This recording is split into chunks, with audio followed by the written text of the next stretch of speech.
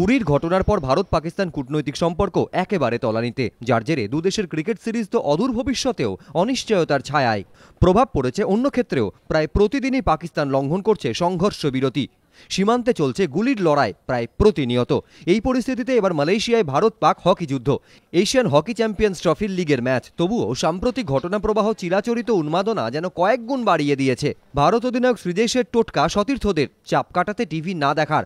অন্যদিকে পাকিস্তান কোচ খোয়াজা জুনেইদ চাপ কাটাতে কোনো নির্দেশ জারি করতে নারাজ। বরং ভারত পাকিস্তান ম্যাচের উন্মাদনা থেকে যে নিজেকে সরিয়ে রাখা কঠিন তা কবুল করছেন পাক কোচ। খেলোয়াড়দেরও তাই নির্দেশ জারি করতে নারাজ।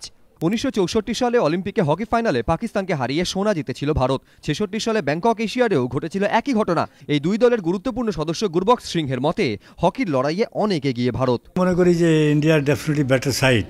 খেলাতে কিছু হতে পারে, বাট পাকিস্তান তো একটু ডাউন আছে। হকিতে নিশ্চয়ই ডাউন আছে। ক্রিকেটে আমি দেখছি যে ভালো খেলছে অ্যাগেন্স্ট ওয়েস্ট ইন্ডিজ, বাট হকিতেও লাস্ট অলিম্পিকে কোয়ালিফাই করতে পারেনি।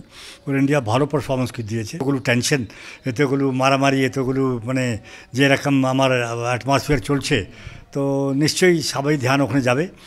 বাট জেতা উচিত, সেটা আমি মনে করি। মালয়েশিয়ায় ভারত পাক দ্বৈরথের আগে এশিয়ান হকি চ্যাম্পিয়ন্স ট্রফিতে দেখে নেব দু দলের পরিসংখ্যান।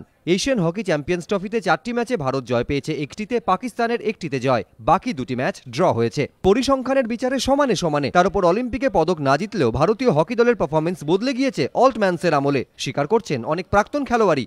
পরিসংখ্যান বা শক্তি নিরিখে ভারত পাকিস্তান প্রায় একই জায়গায় থাকলেও রবিবাসরীয় হকির লড়াইয়ের আবহ একেবারে ভিন্ন। এক কথায় হকি যুদ্ধ। এবিপি আনন্দ।